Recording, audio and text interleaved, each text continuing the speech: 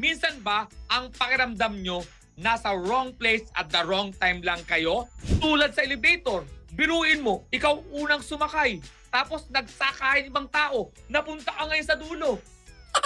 Yung pala, ikaw ang unang bababa. Bumukas ang pinto ng elevator. Nag-i-excuse kayo. Excuse. Ang sikip.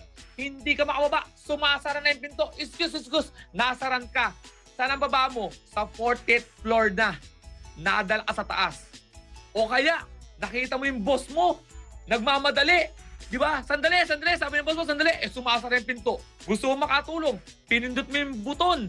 Pindot ka ng pindot. Lalong sumasara. Yung pala, close ang nasasara mo. Nakita ka ng boss mo. Nagkatitigan kayo habang sumasara yung pinto. Yan. Maghanap ka na ng ibang trabaho. Namumukaan ka niya. O kaya naman, nasa elevator ka, may dalawang nag-uusap, pinagkukwentuhan yung pelikulang hindi mo pa napapanood. Sinabi na yung mga namatay, kung ano yung mga plot